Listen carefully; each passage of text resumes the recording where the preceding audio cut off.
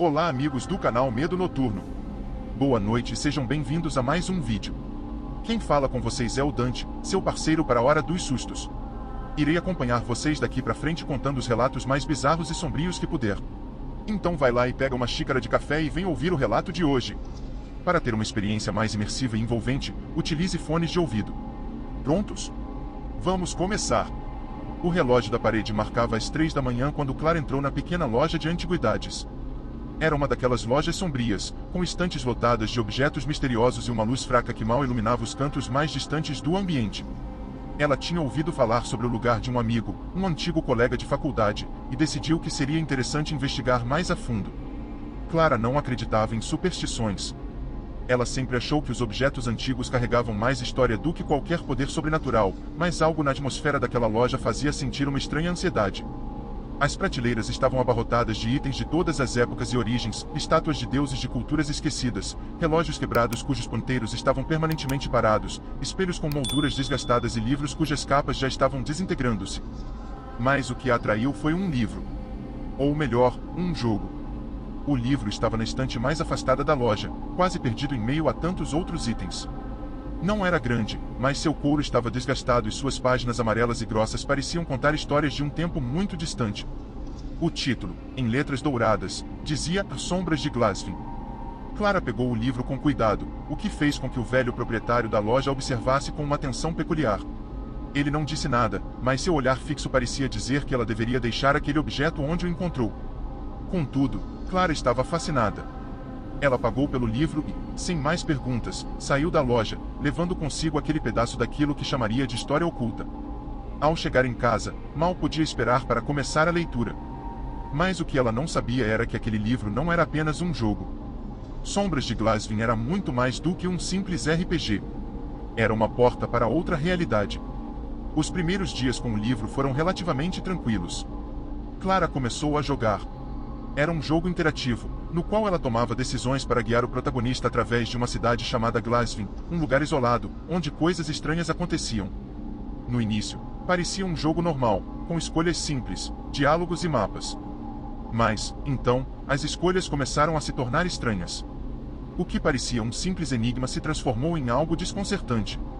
Clara começou a perceber que, com o passar dos dias, as decisões que tomava dentro do jogo pareciam refletir eventos em sua vida real. A narrativa do jogo começava a mudar de acordo com seus sentimentos e reações, mas não eram apenas os sentimentos do personagem dentro do jogo, mas os dela mesma. Em uma das escolhas mais perturbadoras, Clara teve que decidir se ajudava um dos personagens a escapar de uma situação perigosa. Ela escolheu ajudar, mas no momento em que o fez, sentiu uma sensação estranha de dor, como se sua decisão tivesse provocado algo em sua própria realidade. O telefone tocou, interrompendo seus pensamentos. Ao atender, a voz do outro lado da linha soou abafada, mas Clara podia jurar que reconhecia aquele tom. Você escolheu ajudá-lo. Agora, é sua vez. A sensação de desconforto a invadiu. A voz parecia saber o que ela estava fazendo, mas o mais perturbador era que ela não sabia como o jogo poderia ter influenciado aquele telefonema. Ela tentou ignorar, mas algo em seu peito dizia que não poderia mais escapar. Na noite seguinte, Clara continuou jogando. Desta vez, a situação era mais grave. O personagem principal do jogo, que agora começava a se parecer com ela mesma, enfrentava um desafio impossível: escapar de uma entidade que se escondia nas sombras da cidade de Glasvin. Clara, mais nervosa do que nunca, fez uma escolha arriscada. O personagem optou por entrar em uma casa onde a entidade se escondia. Na tela do jogo, a porta se fechou atrás dele. A tela escureceu momentaneamente, até que o som de uma respiração pesada preencheu os alto-falantes. Quando a luz da tela se acendeu novamente, o personagem estava em uma sala vazia. Tudo parecia calmo, até que uma mensagem apareceu. Você deveria ter ficado longe. O jogo travou. Clara tentou pressionar as teclas, mas nada funcionava. Foi quando ela ouviu um som vindo de dentro de sua casa. Alguém estava caminhando pelo corredor escuro de seu apartamento. Ela olhou para o relógio, e viu que estava marcada a mesma hora do jogo, 3 da manhã. O medo começou a tomar conta dela. A sensação de estar sendo observada aumentava a cada minuto, e as luzes começaram a piscar, como se a eletricidade estivesse sendo drenada. Clara se levantou rapidamente da cadeira, tentando racionalizar o que estava acontecendo. Mas a cada passo que dava, ela sentia como se a realidade estivesse distorcendo.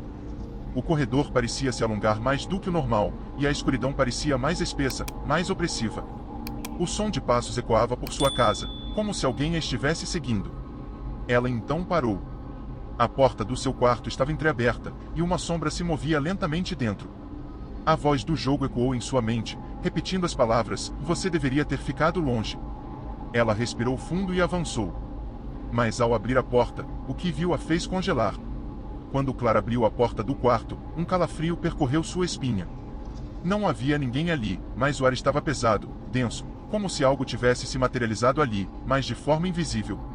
Ela deu um passo à frente, os olhos vasculhando o ambiente, procurando qualquer sinal de movimento, qualquer pista do que estava acontecendo. Foi então que ela notou algo peculiar.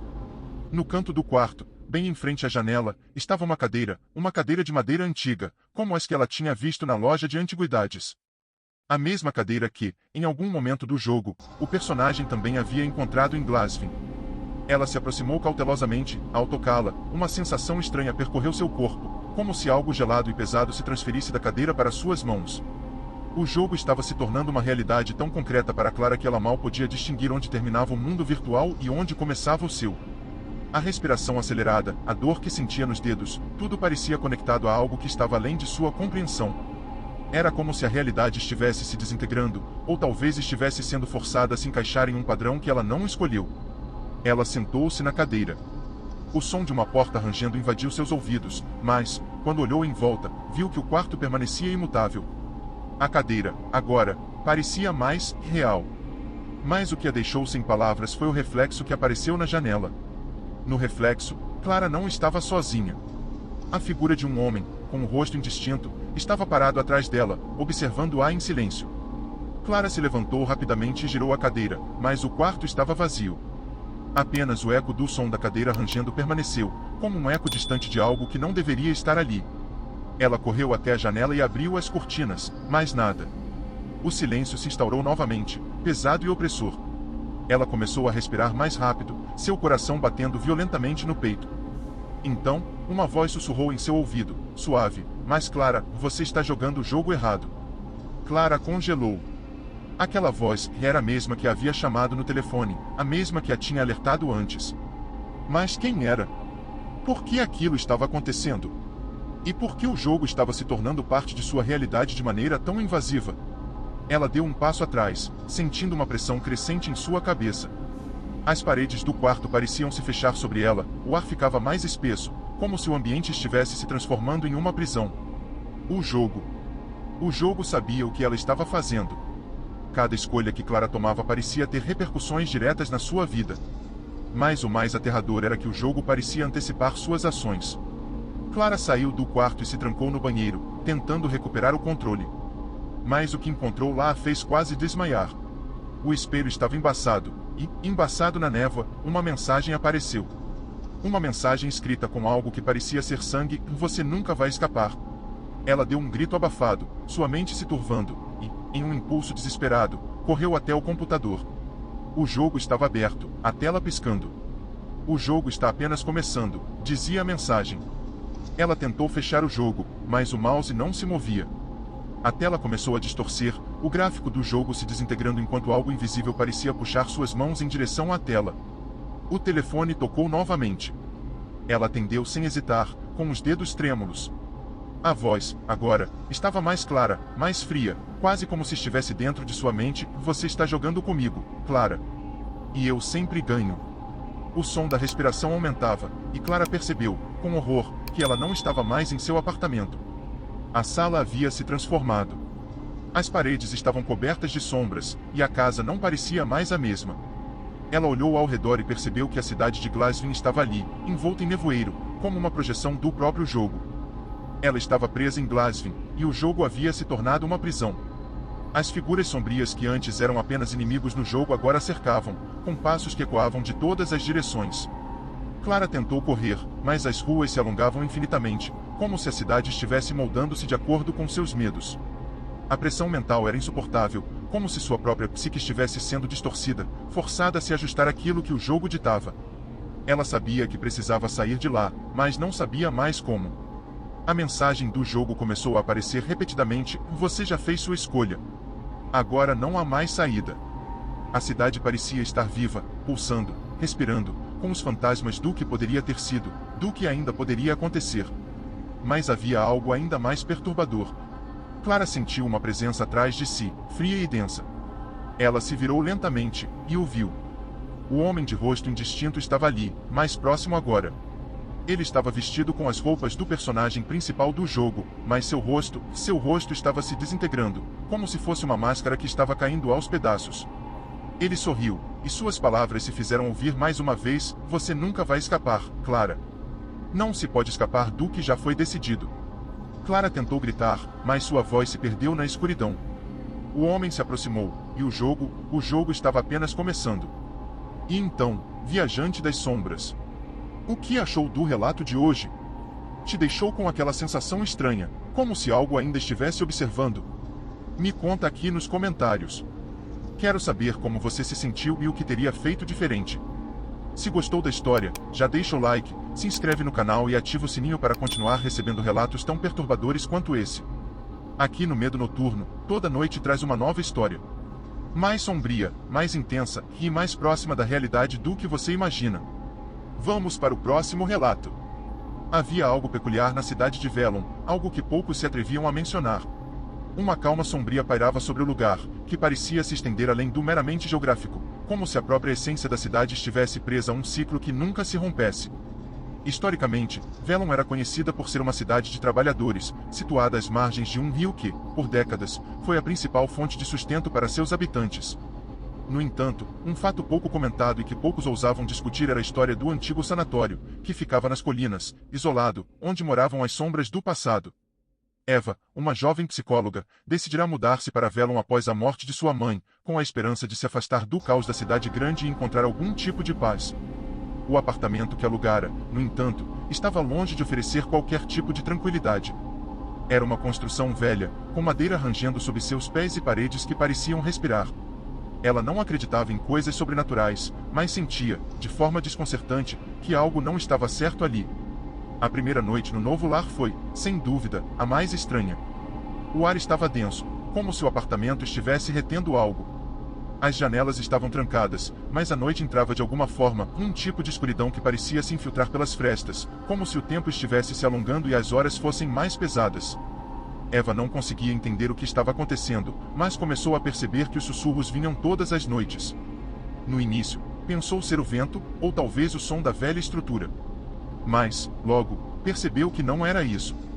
Eram palavras, entrecortadas, que se perdiam em sua mente, como se viessem de longe. Um som indescritível, feito de fragmentos de frases, uma comunicação que ela não conseguia decifrar. Com o passar dos dias, a sensação de estar sendo observada se intensificou. Ela começou a sentir como se cada canto da casa a conhecesse profundamente, como se a própria construção estivesse ciente de sua presença. A casa tinha um cheiro peculiar, misturado com mofo e um leve toque de algo mais antigo, como se o tempo em si estivesse se desintegrando ali. Eva sentia que algo lhe escapava, algo que sua mente não conseguia alcançar. Durante uma tarde abafada, enquanto vasculhava os papéis deixados pelo antigo inquilino, encontrou uma carta amarelada e desgastada pelo tempo. A letra era apertada e irregular, como se fosse escrita em um momento de extrema agitação. O conteúdo da carta, embora ilegível em partes, falava sobre os antigos moradores da cidade e os pecados ocultos que a história preferiria esquecer. A carta mencionava também o sanatório, com uma referência aos sussurros que cruzam o limiar da sanidade. Eva franziu a testa. Ela sabia que o sanatório de Velon havia sido desativado há muitos anos, mas sentia uma estranha ligação entre o que estava escrito ali e o que ela vinha experimentando. Nos dias seguintes, Eva tentou afastar essas ideias da mente, mantendo-se ocupada com seu trabalho no consultório, atendendo pacientes que, em sua maioria, traziam consigo histórias de desgaste psicológico. Havia algo de curioso nas pessoas que procuravam sua ajuda, um padrão que ela não conseguia explicar. Muitas delas tinham pesadelos recorrentes, sonhos de um local sombrio, de um corredor interminável com portas que se fechavam e abriam sem explicação. Algumas falavam sobre uma sensação de perseguição, uma presença que as observava de longe, esperando o momento certo para agir. Eva não sabia se isso era um reflexo da psicologia de seus pacientes ou se havia algo mais profundo, uma conexão entre as histórias que começavam a se entrelaçar. De qualquer forma, a sensação de claustrofobia foi crescendo. Ela se sentia cada vez mais distante da realidade, como se estivesse sendo empurrada para um lugar onde a linha entre o que era real e o que não era começava a desaparecer. foi quando encontrou um velho diário, parcialmente queimado, em uma gaveta escondida de sua escrivaninha. As páginas estavam danificadas, mas ainda era possível ler fragmentos. A maior parte do conteúdo falava sobre o sanatório e seus experimentos, mas o mais perturbador era a descrição de uma sessão de terapia experimental com um paciente que, segundo o diário, começou a ouvir vozes que vinham de um espaço além de sua compreensão. Eva leu aquilo em silêncio, e uma sensação de horror começou a tomar conta dela. Era como se ela estivesse sendo atraída para uma verdade que não queria encontrar. Ela sentia que sua mente começava a se desfazer, que a linha entre o real e o irreal começava a se desfocar de maneira perigosa. No entanto, uma noite, o som dos sussurros se intensificou. Desta vez, não era só uma sensação de palavras flutuando no ar. Era como se algo estivesse se comunicando diretamente com ela. Algo antigo, algo que havia se escondido por muito tempo, esperando um momento de emergir. Eva sentiu uma pressão na cabeça, um peso esmagador que a fez cair de joelhos. Ela olhou em volta, os cantos do apartamento pareciam se distorcer. O silêncio era opressor, e ao longe, muito distante, ela podia ouvir um murmúrio crescente. Eva acordou com um susto, sentindo seu corpo rígido e suado, o ar quente e abafado ao redor. Ela havia caído no chão, mas não lembrava o que aconteceu. A pressão na cabeça ainda estava lá, como se algo a tivesse esmagado por dentro. As vozes haviam cessado, mas a sensação de que algo estava se aproximando de maneira implacável era mais forte do que nunca. Ela levantou-se, com as pernas tremendo. Cada passo parecia um esforço monumental, e ela percebeu, pela primeira vez, o quanto estava exausta, como se as últimas noites estivessem drenando suas forças. Mas algo dentro dela empurrava, como uma necessidade urgente de entender. A necessidade de descobrir o que estava acontecendo, de finalmente encarar aquilo que começava a parecer inevitável. Foi quando, ao olhar para o espelho do corredor, algo mudou. Não foi uma mudança visível, mas uma mudança no olhar dela. A figura que refletia parecia indiferente. Não era exatamente ela, mas ainda assim, o rosto parecia seu. As expressões, as feições, estavam distorcidas, como se a realidade estivesse sendo alongada, contorcida. O olhar refletido foi o primeiro sinal claro de que as coisas não estavam mais no controle de Eva. Ela fechou os olhos, tentando afastar a visão. Ao abrir novamente, o espelho estava normal. Mas sabia, de alguma forma, que algo havia se quebrado ali. Era como se, ao olhar para o reflexo, ela tivesse olhado para dentro de si mesma e tivesse visto algo que não deveria ter sido visto. A sensação de que não estava sozinha em seu próprio corpo tomou conta dela, como se um outro ser a observasse, esperando a hora de se apoderar. Eva, desesperada, decidiu procurar respostas nos arquivos do sanatório. Ela já sabia o caminho. Sabia que precisava ir até lá, mesmo que isso significasse enfrentar o que mais temia. O lugar estava fechado, mas ninguém a impediu de entrar. As portas estavam enferrujadas, a madeira rangia como se o próprio sanatório estivesse se recusando a aceitar sua presença. Cada corredor estava mergulhado em uma escuridão densa, como se as paredes quisessem engolir a luz. Lá dentro, ela encontrou o que parecia ser um laboratório antigo, com papéis espalhados e equipamentos enferrujados. Em uma das mesas, estava o diário que ela havia encontrado no apartamento. Mas havia algo diferente agora, algo que a fez hesitar. O diário estava aberto, e as palavras pareciam se mover nas páginas. Eva não podia acreditar no que estava vendo, mas não pôde evitar o impulso de se aproximar. Com as mãos trêmulas, ela tocou o diário. No momento em que o fez, um frio cortante percorreu sua espinha, e uma dor lancinante a atingiu. O som das vozes envolveu novamente, mas agora, elas não eram mais sussurros distantes. Elas estavam dentro de sua cabeça, falando diretamente com ela, fazendo perguntas, exigindo respostas. A cada palavra que saía de sua boca, ela sentia como se algo em sua mente estivesse sendo arrancado, como se a sanidade estivesse se desfazendo. Ela tentava resistir, mas os sussurros eram irresistíveis. A sensação de que algo estava se infiltrando em sua mente se intensificava, e a percepção da realidade começava a se romper. Eva viu então, através das páginas do diário, a história de um antigo paciente do sanatório. Seu nome era Victor, e ele foi internado após uma série de alucinações e comportamentos estranhos. Mas o que mais lhe chamou a atenção foi uma parte do diário que estava sublinhada. Ela leu em voz baixa: a linha entre o real e o irreal é tênue. Eles dizem que a mente humana não pode suportar a verdade. A verdade de que o mundo ao nosso redor é uma prisão. Uma prisão feita de nós mesmos. Eva parou por um momento, absorvendo aquelas palavras. A verdade de que o mundo era uma prisão feita de nós mesmos. Era como se as palavras estivessem apontando para algo muito maior, algo além do que ela pudesse compreender. Ela começou a sentir que estava perdendo o controle. O lugar ao seu redor parecia mudar, os corredores do sanatório se estendiam de maneira infinita, como se ela estivesse presa em um labirinto sem fim. Cada porta que ela abria levava a mais portas, mais corredores, e, de alguma forma, ela sabia que estava indo para um lugar onde não havia mais retorno. As vozes agora não eram mais fragmentos. Elas eram um coro, uma cacofonia de pensamentos, de desejos, de medos. Eva já não sabia mais se estava acordada ou se estava sonhando. O medo, a paranoia e a confusão estavam tomando conta de sua mente, e o sanatório, com sua atmosfera opressiva, parecia ser a representação física de sua própria deterioração mental. Ela começou a correr pelos corredores, mas as paredes pareciam se mover, fechando-se sobre ela. O ar estava mais espesso, e a sensação de ser observada aumentava a cada passo. Finalmente, ao virar uma esquina, ela viu uma porta. A porta, sem maçaneta, como a que havia visto no seu apartamento. A mesma porta que a assombrava desde a primeira noite. Ela estendeu a mão, hesitante, mas não teve coragem de abrir. No entanto, as vozes, agora em um tom mais urgente, a empurraram para frente. Quando sua mão tocou a porta, ela foi consumida por uma sensação de escuridão absoluta. Eva nunca mais foi vista. E o sanatório de Velon permaneceu fechado, como sempre fora. Mas, dizem, se você andar pelas colinas à noite, às vezes pode ouvir o som de passos apressados, seguidos de sussurros. Vozes que falam sobre um caminho sem fim, uma mente que se perde, e uma verdade que não pode ser esquecida. E então, viajante das sombras, o que achou do relato de hoje? Te deixou com aquela sensação estranha, como se algo ainda estivesse observando? O que você faria se estivesse no lugar de Eva, sendo puxado para dentro da própria mente das sombras de um passado que não pode ser escapado? Me conta aqui nos comentários. Quero saber como você se sentiu e o que teria feito diferente. Se gostou da história, já deixa o like, se inscreve no canal e ativa o sininho para continuar recebendo relatos tão perturbadores quanto esse. Bora pro próximo relato. Lucas sempre teve uma vida tranquila. Era o tipo de pessoa que seguia a rotina, gostava de estar no controle e, acima de tudo, prezava por uma sensação de normalidade.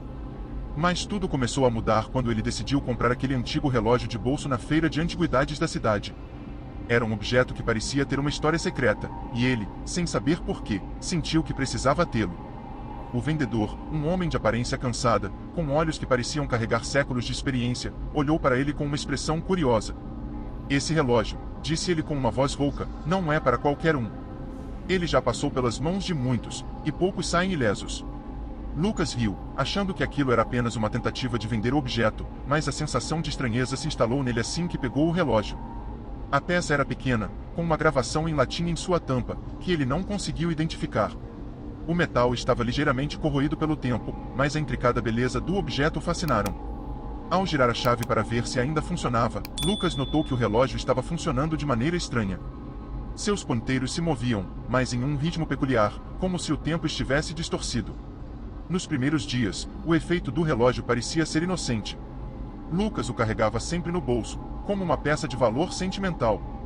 Porém, com o passar do tempo, ele começou a perceber algo inquietante.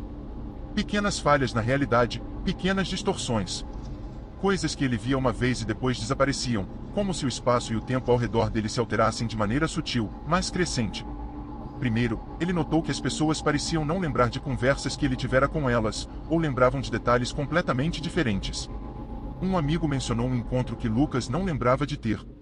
Uma colega de trabalho comentava algo sobre uma conversa que ele não tinha sequer tido. Mas o pior foi quando ele percebeu que algumas cenas de sua vida, que ele jurava serem reais, pareciam ter mudado. Detalhes do apartamento que ele morava, como móveis e objetos, estavam agora fora de lugar, como se as memórias dele estivessem sendo alteradas, apagadas e reescritas. Em uma dessas tardes, Lucas acordou de um pesadelo em que ele estava preso em um corredor sem fim, com portas que se fechavam e abriam de forma frenética. Ao acordar, o relógio estava parado, mas havia algo estranho no ar. A luz que entrava pela janela não parecia ser a mesma, e ele sentiu como se tivesse ficado ali por mais tempo do que lembrava.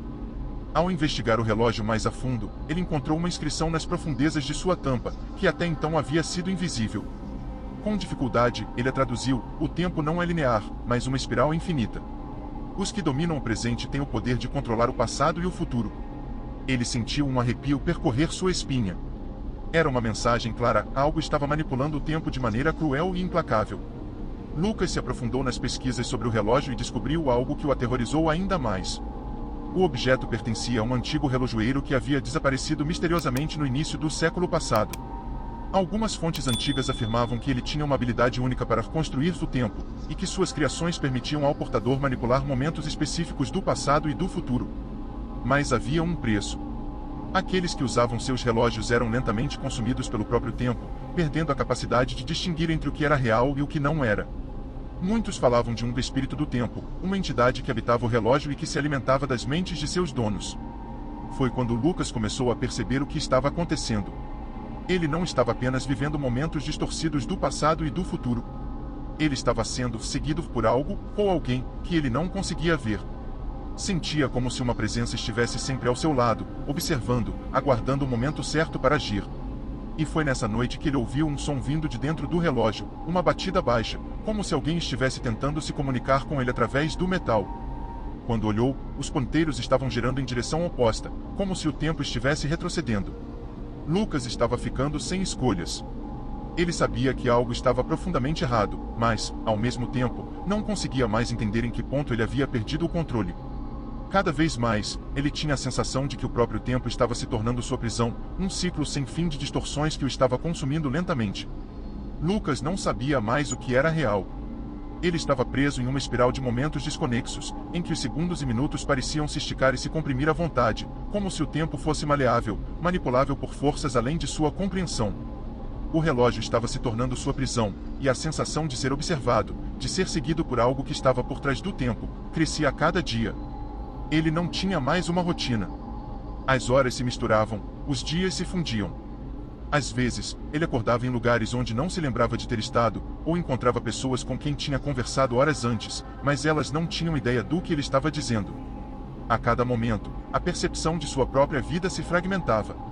Uma noite, depois de mais uma série de noites mal dormidas e insonias intermináveis, Lucas decidiu confrontar o que estava acontecendo. Ele sabia que precisava encontrar uma maneira de parar o relógio, de quebrar a conexão com o espírito do tempo que parecia estar se apoderando dele. Mas a cada vez que ele tentava, o relógio se tornava mais imponente, mais difícil de controlar. Ele foi até a feira de antiguidades novamente, em busca de respostas. O vendedor que lhe tinha vendido o relógio não estava lá, mas outro homem, mais jovem, com um semblante cansado e olhos profundamente marcados por algo que parecia ser mais do que o simples desgaste do tempo, o observou com interesse. Quando Lucas perguntou sobre o relojoeiro desaparecido, o homem hesitou antes de falar. O relojoeiro. Ele nunca se foi. O espírito dele vive dentro do que ele criou. O relógio, que ele escolhe quem o carrega. E o que ele faz com você, depende de quão longe você está disposto a ir. A voz do homem era grave, e suas palavras pareciam ecoar no fundo da mente de Lucas, como se ele estivesse falando uma verdade que deveria ser ignorada. Mas era tarde demais. Lucas já havia se entregue ao relógio. A curiosidade, a busca desesperada por respostas, o medo de ser consumido, tudo isso o havia levado àquele ponto sem retorno. Naquela noite, com o relógio em mãos, ele se trancou em seu apartamento. O silêncio era pesado, como se a própria casa estivesse contida dentro de uma bolha temporal. Quando olhou para o relógio, viu que os ponteiros giravam freneticamente, quase como se estivessem tentando escapar. Ele girou a chave, e a batida que ouvirá anteriormente ecoou novamente, mais forte, mais próxima. Foi quando ele viu a figura, ou melhor, a sombra, no canto da sala. Ela era uma presença indistinta, uma silhueta que parecia distorcer o espaço ao seu redor. Não era um fantasma, não era uma entidade comum. Era algo mais antigo, mais primordial, uma força que parecia se alimentar da percepção de Lucas, da sua capacidade de distinguir entre o que era real e o que não era. Você está fora do tempo, disse a sombra com uma voz baixa e lenta, como se estivesse se arrastando por séculos. Cada escolha que você fez, cada movimento que você deu, foi parte de um ciclo que você não pode quebrar. O relógio, que ele é o guardião desse ciclo. Lucas sentiu um calafrio percorrer sua espinha. Ele estava sendo puxado para dentro de algo muito maior do que imaginava, algo que ele não poderia entender, mas que agora parecia tão real quanto o ar que ele respirava. A sombra se aproximou, e Lucas viu, pela primeira vez, que havia uma forma dentro dela. Era o relojoeiro. Seu rosto estava deformado, como se o tempo tivesse corroído sua carne. Seus olhos estavam vazios, sem vida, mas de alguma forma ainda conscientes. Ele segurava um relógio, exatamente como o que Lucas tinha. E quando sorriu, foi um sorriso vazio, desprovido de qualquer alegria.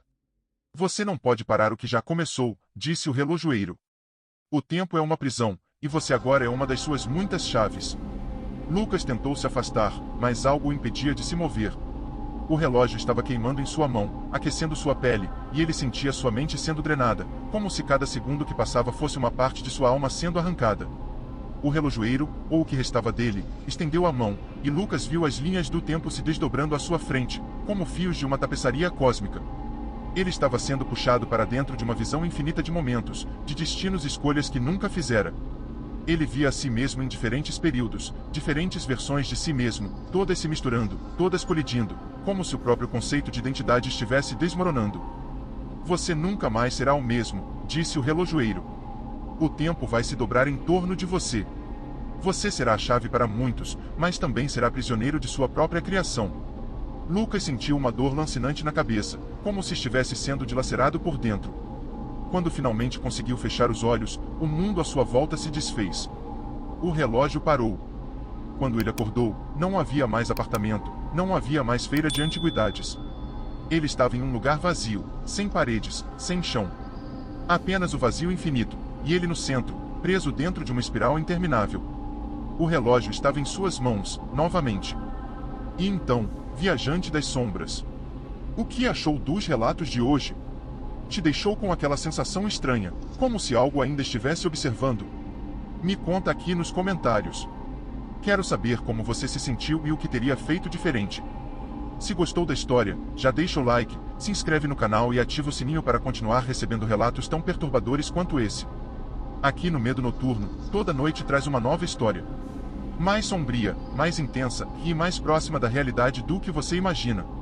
E para você que ainda não está pronto para sair desse clima, estou deixando aqui na tela 2 outros vídeos do canal que vão te manter nesse estado de tensão. Aproveita, assiste, e depois me diz o que achou. Seu feedback é o que mantém esse canal vivo. Nos vemos no próximo relato. Ou, quem sabe, em algum lugar no escuro.